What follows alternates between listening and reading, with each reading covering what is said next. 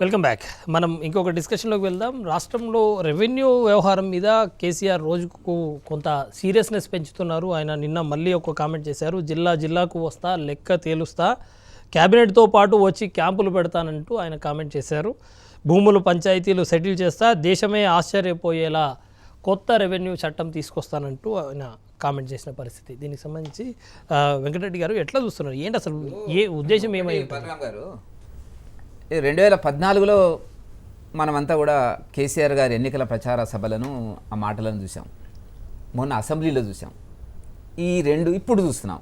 ఈ మూడు మనం తెలంగాణ వచ్చిన తర్వాత కేసీఆర్ గారు మాట్లాడినటువంటి ఈ ఆవేశాలు, ఆక్రోశాలు, విమర్శలు చూసినప్పుడు ఎందుకో ఈ పార్లమెంట్ ఎన్నికలకు వచ్చేటప్పటికి కొద్దిగా అసహనం ఎక్కువగా కనపడుతున్నటువంటిది. ఆయనకి ఎక్కడో అనుమానాలు అనేటువంటిది స్పష్టంగా కనపడుతున్నటువంటి సందర్భము. దాని కిందనే ఇప్పుడు ఏంటంటే ఎంతకాలం మర్చిపోయినటువంటి మిత్రుడు మండవ వెంకటేశ్వర గారింటికి తను వెళ్ళడం. ఇప్పుడు చాలామంది కాంగ్రెస్ వాళ్ళు, ఇతర నాయకులందరూ వచ్చి ఆయన కలిసినారు, కేటీఆర్ లెవెల్లో జాయిన్ అయిన సందర్భం చూసినాం తప్ప. అంటే దీనికి ఏంది ఒకటి అంటే మన రాజకీయ పరిశీలకుల అభిప్రాయం ఏంటంటే ఎక్కడో దగ్గర ఏదో మన పుట్టి మునుగుతుందేమో అనేటువంటి అభిప్రాయం వచ్చింది. మీకు తెలుసు, ఇదే రెవెన్యూ డిపార్ట్మెంటు భూ ప్రక్షాళనకు సంబంధించి బాగా చేసినారు, 95% అయిపోయిందని చెప్పినారు. మరి ఇవాళ ఎందుకు మాట్లాడుతున్నాడు? గత 15 రోజులు గౌరవ ముఖ్యమంత్రి గారు రోజు ఎందుకు మాట్లాడుతున్నాడు అంటే అసలు ఏమి సెటిల్ కాలేదు. మేము ముందు నుంచి చెప్తున్నాం. మేమైతే అనేక రకాలుగా తెలంగాణ జనసమితి తరఫున మేము కొన్ని గ్రామాలను సెలెక్ట్ చేసుకుని అప్పట్లోనే చెప్పడం జరిగినటువంటి చాలా సమస్యలు ఉన్నాయని చెప్పేది. ఇప్పుడు నా మటుకు నాది ఇంతవరకు సెటిల్ కాలేదు. నేను తిరుగుతున్నాను, మాట చెప్తున్నాను మనం ఇంత పరిస్థితిలో ఉన్నప్పుడు కూడా. కాబట్టి గతంలో రెవెన్యూ డిపార్ట్మెంట్ చేసినటువంటి పొరపాట్లని సరిదిద్దాననేటువంటి చెప్పినటువంటి ముఖ్యమంత్రి గారు మాట తప్పారు. ప్రజల్లో ఒక రకమైన కోపం ఉంది, అసంతృప్తి ఉంది అంటే స్పష్టంగా కనపడుతున్నటువంటి సందర్భం ఉంది మనకి. కాబట్టి నేను వస్తా, ఇప్పుడు ఎవరు నమ్ముతారు? గతంలో అనేకం చెప్పి నేను వస్తా, కుర్చేసుకుంటా, మీ ఊరి కట్టిస్తా, ప్రాజెక్ట్ కట్టిస్తా, చెరువు కట్టిస్తా, కాలువ కట్టిస్తా అన్నీ చెప్పినట్టు 5 సంవత్సరాలు నేను మాట్లాడుతున్నా. 5 సంవత్సరాలలో ముఖ్యమంత్రి గారు ఎన్నిసార్లు, మీరు మీడియాలో ఉన్నారు సీనియర్ జర్నలిస్ట్గా, ఎన్నిసార్లు అనేక ప్రాంతాలకు వెళ్ళి చర్చించినాడు ప్రజా సమస్యల మీద చెప్పమనండి. ఇవాళ ఏంటంటే ఓడిపోతున్నామనేటువంటి ఒక బలహీనమైనటువంటి పరిస్థితి లోపల మాట్లాడుతున్నటువంటి మాటలు తప్ప నేను వస్తా, క్యాబినెట్ వస్తుంది ముఖ్యం, ఈ మాటలకి ఏముందండి? ముఖ్యం ఏం చెప్పాడు చెప్పండి. మీరు డబుల్ బెడ్రూమా, ఉద్యోగాలు ఇప్పుడు మోడీని అడుగుతున్నాడు 10 కోట్లు ఇస్తామనండి. ఆయన ఎన్ని ఉద్యోగాలు ఇచ్చాడు చెప్పండి, మొదటి సమాధానం చెప్పనండి. 11 మంది పబ్లిక్ సర్వీస్ కమిషన్ మెంబర్లు తలా 2,000 కూడా ఇవ్వలే ఉద్యోగాలు. ఏమి ఇచ్చినాడు అనేటువంటి దాని మీద వేస్తే మమ్మల్ని దాడి పెట్టి కోదండరావు గారిని అరెస్ట్ చేసి ఉద్యోగాలు ఇవ్వలేదంటే అరెస్ట్ చేయడము, వాటి మనం చేసిన సందర్భాలు మీరు చేయలేని పరిస్థితిలో ఉన్నారు అనేటువంటి స్పష్టంగా కనపడుతున్నాడు. అయితే దీంట్లో ఇప్పుడు స్పష్టంగా కేసీఆర్ గారికి ఒక ఓటమి భయం, తర్వాత ఓటమి కళ్ళ ముందు కనపడతా ఉన్నది. ఏ సెగ్మెంట్లలో ఎంతతో ఓడిపోతున్నాం అనేది కూడా ఆయన రిపోర్ట్స్ తెప్పించుకొని చూస్తూ ఉన్నాడు. మొన్న మనకు ఒక రైతు ఒక ఫేస్బుక్లో ఒక వీడియో పెడితే దానికి స్పందించినటువంటి వ్యక్తి, మామూలుగా ప్రజలకు కానీ మంత్రులకు కానీ ఎమ్మెల్యేలకు కానీ స్పందించిన ఒక ముఖ్యమంత్రి గారు ఆ చిన్న వీడియోకి ఫేస్బుక్లో పాపం ఏదో ఒక మూలలో ఉన్న ఒక రైతు పెడితే దానికి స్పందించి ఆ స్పందించిన విధానంలో కూడా ఆయన మాట్లాడినటువంటి మాట, నువ్వు ఈ పని కాగానే ఇక మళ్ళీ యాది మరవకూడదు, ఇక ఇట్లా అయితేనే మనకి ఇక ఇట్లా మోసం జరుగుతున్నది, రెవెన్యూలందరూ మన మీద దాడి చేస్తున్నారు, చూస్తుర్రా, మీరు ఇట్లా నిలబోతారు, నా పక్కన నిలబడాలి, మీరు అందరు నా పక్కన నిలబడాలి, నేను ఇక ఎంతగానో కష్టపడుతున్నా అంటే మీరు చూడండి ఆ మాటల్లోనే ఆయనకి తెలియని ఒక భయం ఏర్పడింది అనేది మనకు స్పష్టంగా కనపడుతున్నది.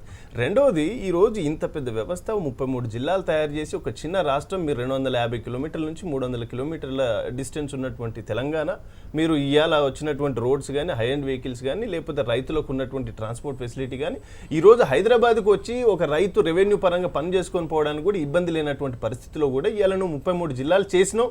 అది ఎందుకు చేసినావు కూడా ఈ రోజు వరకు ఎవరికి తెలియని ఒక అంశం అది ఎక్కడ లేదు. పోనీ ఆయన మేనిఫెస్టోలో పెట్టుకుంటా, లేకపోతే నిజంగా అవసరం ఉన్నటువంటిదా? అసలు తెలంగాణ అన్నది నీళ్లు నిధుల నియామకాల మీద వచ్చినటువంటిది. మరి ఈ 33 జిల్లాలను ఎవరు అడిగినారో ఈ రోజు వరకు ప్రజలకు తెలియదు. అసలు ప్రజలే ఆశ్చర్యపోతున్నటువంటి విషయం.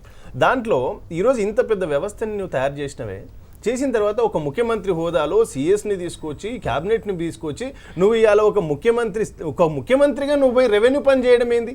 అంటే ఇవాళ ఎంపీడీఓలు ఏం చేయాలి, విఆర్ఐలు ఏం చేయాలి, ఎంఆర్ఓలు ఏం చేయాలి, ఆర్డీఓలు ఏం చేయాలి, ఈరోజు ఉన్నటువంటి జిల్లా కలెక్టర్లు ఏం చేయాలి, సబ్ కలెక్టర్లు ఏం చేయాలి అంటే వీళ్ళందరికీ మరి ఎందుకు పెట్టినట్టు? ఈరోజు ఇంత ఓవర్ బర్డెన్ తెలంగాణ ప్రజల మీద ఎందుకు వేస్తున్నట్టు? ఆ పని ఏదో నువ్వే ముందు చేసి అయిపోయేది కదా. ఇందాక సార్ అన్నట్టు 2014 ఎలక్షన్లో కూడా చాలా అద్భుతంగా ఆయన వాగ్దాటితో నేను ఈడికి వస్తున్నా, ఈడ నీళ్ళు ఎట్లా వారో నేను కుర్చీ వేసుకొని ఈడ కూర్చొని నేను ఇవాళ నీళ్ళు తెప్పిస్తాను మీకు అని చెప్పి, అంటే ఇవాళ వరకు కుర్చీ లేదు, మనిషి లేడు.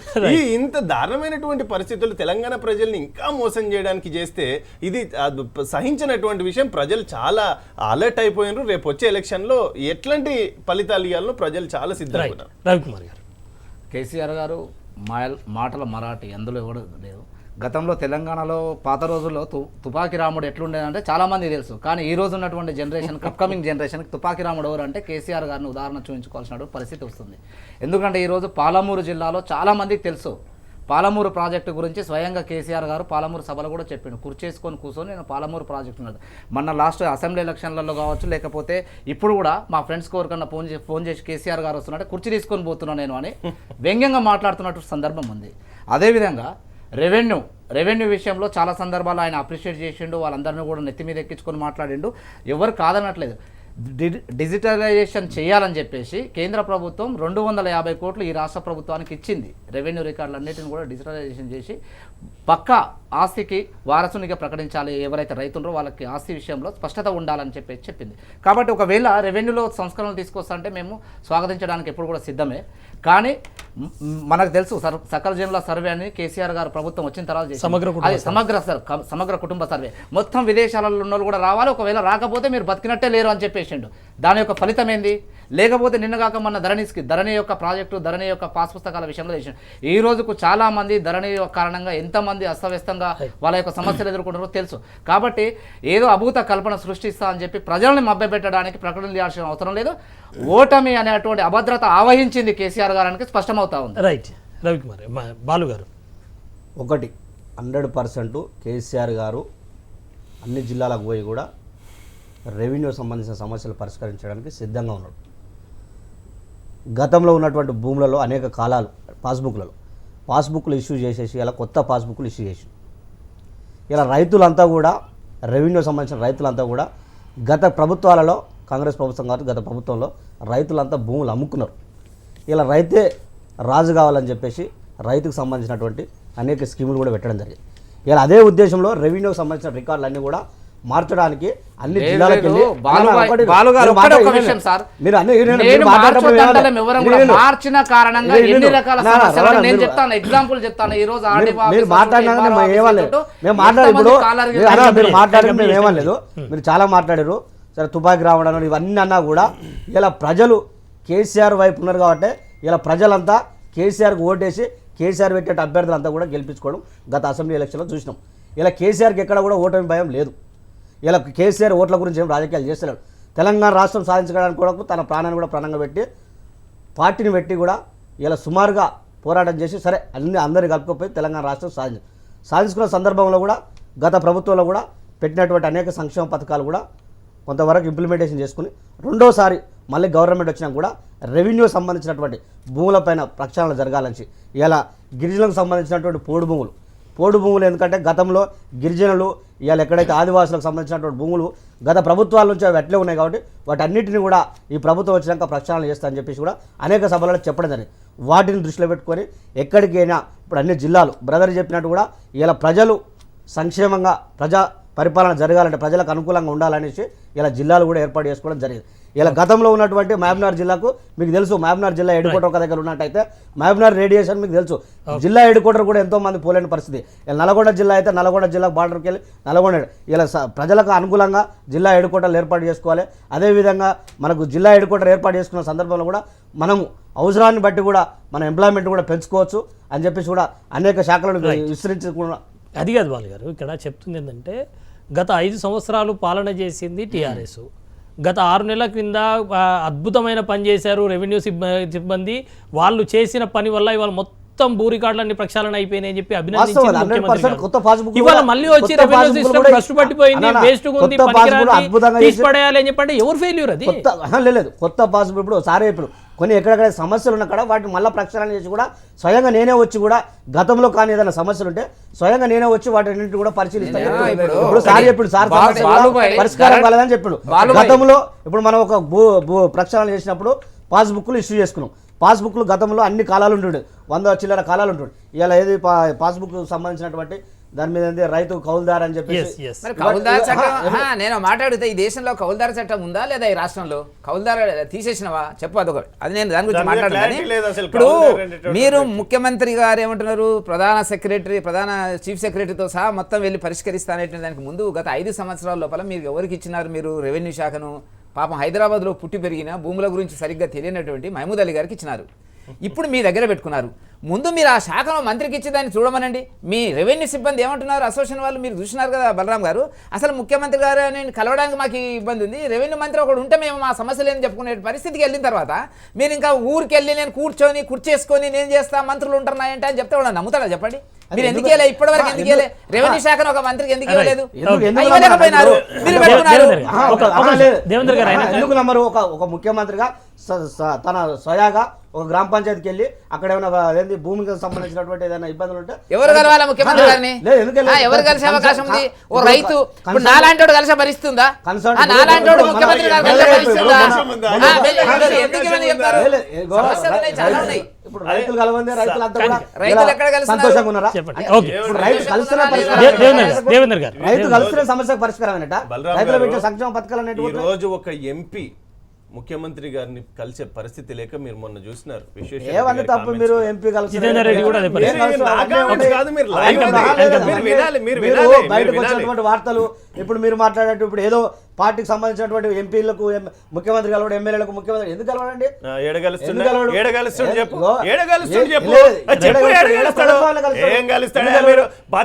పచ్చి మోసం ఇది ఇవాళ సెక్రటరేట్ కనీసం ఇంత ముందు వైఎస్ఆర్ పరిపాలనలో కనీసం ప్రజలకు 5 గంటలకు 6 గంటలకు అపాయింట్మెంట్ ఇచ్చి వచ్చి ప్రజల చేత సమస్యలు వినేటటువంటి వ్యక్తి.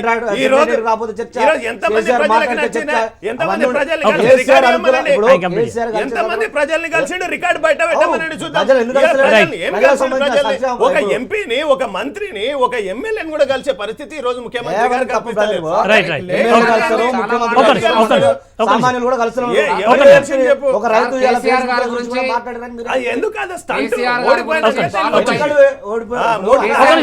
బాలు గారు చెప్పడం చాలా గొప్ప విషయం. ఎందుకంటే వాళ్ళ పార్టీ అధ్యక్షునిగా వాళ్ళ అధినాయకుడిగా సమర్థించడం సబబే ఒక ఉద్యమ నాయకుడిగా ఒక విద్యార్థి నాయకుడిగా నేను బాలు గారిని అడుగుతున్నా. ఇదే కేసీఆర్ గారు నిన్న 10 కోట్ల ఉద్యోగాల గురించి మాట్లాడారు. ఇదే బాలు గారిని నేను ఒక విద్యార్థి నాయకుడిగా నేను అడుగుతున్నా. కేసీఆర్ గారు 1,00,000 ఉద్యోగాల గురించి ఏమైనా తెలిసిందా? 10 కోట్ల ఉద్యోగాల గురించి మాట్లాడిండు. నేను చెప్తున్నా కవిత గారు ఏదైతే సెంట్రల్ గవర్నమెంట్కు ఒక జాబ్ క్యాలెండర్ అనేది ఉంది, ఇది ఈ రోజు పెట్టింది కాదు, గత ప్రభుత్వాలు కూడా పాటించినాయి. నరేంద్ర మోడీ గారు క్రియేట్ చేసేయడానికి అక్కడ కొత్త జాబులు ఖాళీలు ఏం లేవు, దానికి జాబ్ క్యాలెండర్ ఉంది. ఎవ్రీ ఇయర్ సెంట్రల్ గవర్నమెంట్ ఉద్యోగాలు పోతూనే ఉంటాయి. కానీ కేసీఆర్ గారిని బాలు గారు ఒక ఉద్యమ నాయకుడిగా యూనివర్సిటీ నాయకుడిగా నేను కూడా యూనివర్సిటీ నాయకుడిగా చెప్తున్నా. 1,00,000 ఉద్యోగాల గురించి ఏంది? చక్రపాణి గారు తన టర్మ్ అయిపోయిన తర్వాత 27,000 ఉద్యోగాలు భర్తీ చేసినా స్వయంగా చెప్పిండు. 5 సంవత్సరాలలో 27,000 ఉద్యోగాలు భర్తీ చేస్తే కేసీఆర్ గారు మోడీ గారిని అడిగే కంటే ముందు తన ప్రభుత్వం తన హామీ నిధులు నీళ్లు నియామకాల గురించి మాట్లాడినటువంటి కేసీఆర్ గారు నియామకాల విషయంలో ఎంతవరకు పూర్తి చేసిండు? అదేవిధంగా ఇదే కవిత గారు మెయింటైన్ చేస్తున్నటువంటి జాగృతి సంస్థకు PMKEY తరపున 100 కోట్ల రూపాయలు నిరుద్యోగ యువత కొరకు ఇచ్చిండ్రు.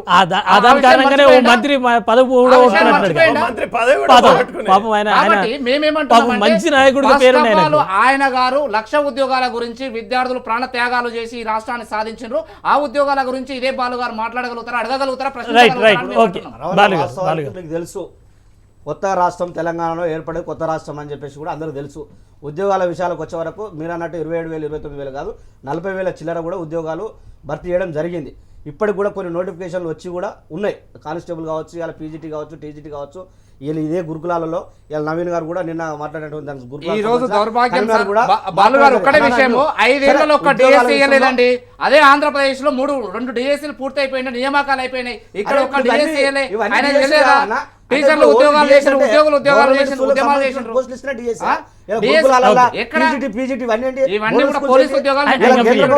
మోడల్ స్కూల్ సంబంధించిన టీచర్లకు జీతాలు ఇవ్వకపోతే ఆ స్కీమ్ మళ్ళీ కేసీఆర్ గారు ఇంప్లిమెంట్ చేసి వాళ్ళు జీతాలు ఇస్తున్నారా? వాళ్ళు టీచర్లు కాదా?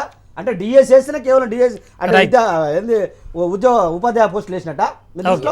ఇలా పీజీటీ ఇవాళ ఇవన్నీ గురుకులాలకు ఉస్మానియా సంబంధించిన యూనివర్సిటీలో 60% ప్రొఫెసర్లు ఖాళీగా ఉన్నారు. తెలంగాణ యూనివర్సిటీలో 12 మంది ప్రొఫెసర్లు ఉంటారు. పాలమూరు యూనివర్సిటీలో 8 మంది ప్రొఫెసర్లు దానికి ఉంటారు. సంబంధించి ఏంట UGC నామ్స్ ప్రకారం దౌర్భాగ్యం. కూడా ఇప్పుడు కూడా ఉద్యమాలు భారతీయ నడిపిన జనతా యూనివర్సిటీలు ఈ పార్టీ రోజు వినండి, కేంద్రంలో భారతీయ జనతా పార్టీ వచ్చినాక ఇప్పుడు మీరు అంటారు కదా కేంద్రంలో UGC భారతీయ నామ్స్ జనతా పార్టీ ప్రకారం వచ్చినాక నేను యూనివర్సిటీలో చెప్తా clarity. ఎన్ని ఫెలోషిప్స్ వచ్చినాయి, ఎన్ని దేశంలో కట్టాయో మీకు ఉన్నటువంటి తెలియదా? అన్ని సరే యూనివర్సిటీలలో faculty fill up ఉద్యోగాలకు సంబంధించి డిస్కషన్కి వెళ్తే ఆ టీఎస్పీఎస్సీకి ఇచ్చిన ఉద్యోగులకు ఇచ్చిన జీతాలే దండగా అన్న టైప్ లో చర్చ జరుగుతుంది. ఎందుకంటే వాళ్ళకి ఇచ్చింది ఏం లేదు. అందరూ అది కూడా కాదు, మనం తెలుసు. రెవెన్యూ గురించి చర్చ. మాట్లాడదాం. రాష్ట్రం కొత్త లేదండి, ఉద్యోగాలు కూడా రాష్ట్రం- అన్ని శాఖలకు సంబంధిత మనకు సంబంధించినటువంటి ఈ అన్ని రాష్ట్రంలో శాఖల్లో ప్రతి ఖాళీ నిరుద్యోగి తీసుకుంటా, యొక్క ఎక్కడికి కడుపు అవకాశం మండుతున్నటువంటి వచ్చినా అక్కడ సందర్భం ఈ రోజు ఐదు సంవత్సరాల్లో లేదు, టీఎస్పీఎస్సీ ఐదు సంవత్సరాలు సంబంధించినటువంటి టీఎస్పీఎస్సీ ఉద్యోగులు అలా వాళ్ళ ఐదు ఆ, సంవత్సరాలు సభ్యుల కోసం ఎంత సంబంధించినటువంటి ఖర్చు పెట్టిండ్రు, ఉద్యోగాలు ఇచ్చింది. ఉద్యోగాలు ఎన్ని మొత్తం ఇచ్చిండ్రు చెప్తే ఉద్యోగాలు అయిపోతుంది. ఏముంటాయి? నేను రాబలే. చెప్పట్లే, చక్రపాణి గారు చెప్పిన స్పష్టంగా 27,000 రైట్, వెంకటరెడ్డి ఉద్యోగాలు గారు, భర్తీ వెంకటరెడ్డి గారు, చేస్తామని. ఒక్క నిమిషం. మనం రెవెన్యూ గురించి మాట్లాడుకుందాం. ఇప్పుడు రెవెన్యూ విభాగంలో ముఖ్యమంత్రి గారు ఇప్పుడు నేను వెళ్తున్నాను ఇప్పుడు కందుకూరు రంగారెడ్డి జిల్లాలో కందుకూరు మండలం అక్కడ స్టాఫ్ లేదండి, కూర్చోవడానికి కుర్చీ లేదు, వాష్రూమ్ లేదు. మీరు రెవెన్యూ డిపార్ట్మెంట్కి ఇవ్వాల్సిన అదే కాదు, సబ్ రిజిస్టర్ ఆఫీసులు కూడా ఆదాయాన్ని తెచ్చినటువంటి సబ్ రిజిస్టర్ ఆఫీసులకు కూడా సరిగ్గా కుర్చీ లేదు వాళ్ళ దగ్గర.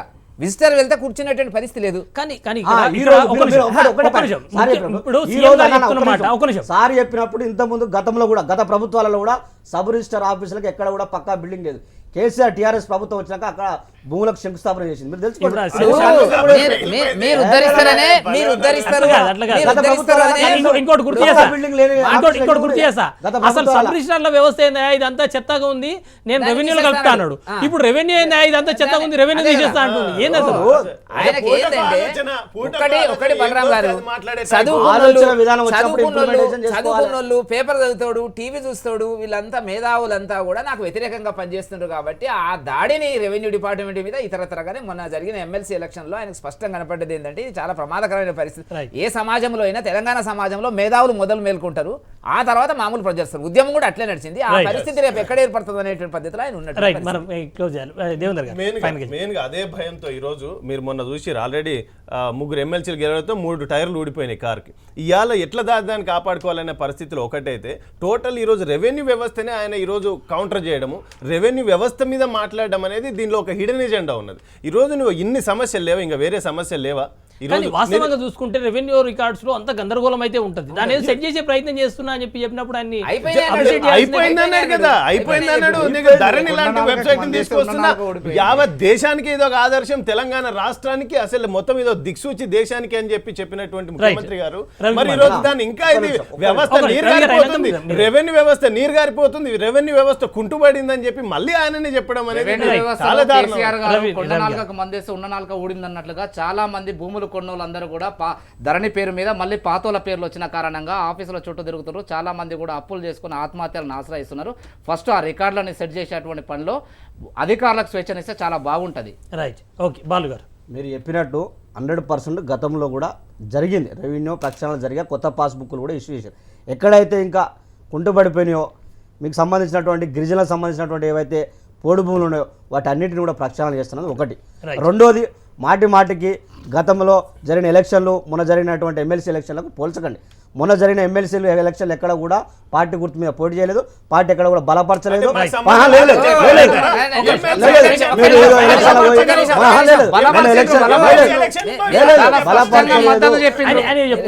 బలపరచలేదు మా అభ్యర్థి అనేటి ఇక్కడ కూడా చెప్పలేదు. క్లియర్ ఒకటినండి. ఎందుకంటే ఎలక్షన్ల ఓటమి భయంతో కేసీఆర్ ఇలా రెవెన్యూ రికార్డులు సరిదిద్దుతుంటే ఎలక్షన్ కు దానికి సంబంధం లేదు. ఇలా 100%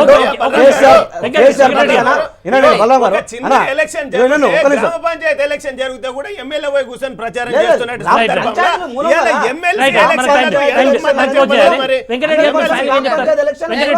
పంచాయతీ ఎలక్షన్ మొదలుకుంటే పార్లమెంట్ ఎలక్షన్ వరకు అవసరం. వాళ్ళకి యూనియన్లు ఉంటాయి, వాళ్ళకి యూనియన్ ఉంటాయి, వాళ్ళ తగ్గట్టు వాళ్ళ యూనియన్ల ప్రకారం వాళ్ళు బలపరచుకోరు, వాళ్ళు పోటీ చేసుకోరు. అంతేకాదు కూడా మేము ఎలక్షన్ లో ఓటమి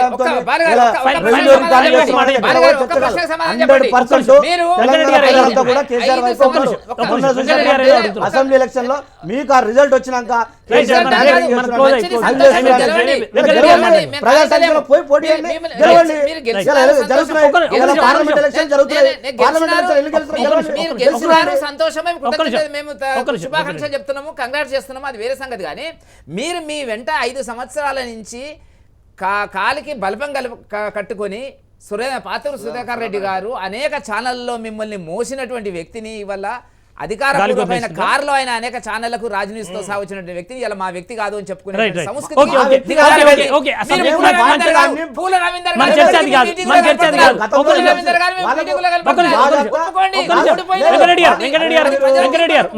చర్చ అది కాదు. ఒక్క నిమిషం, మీరు ఫైనల్ గా ఏం చెప్తారు?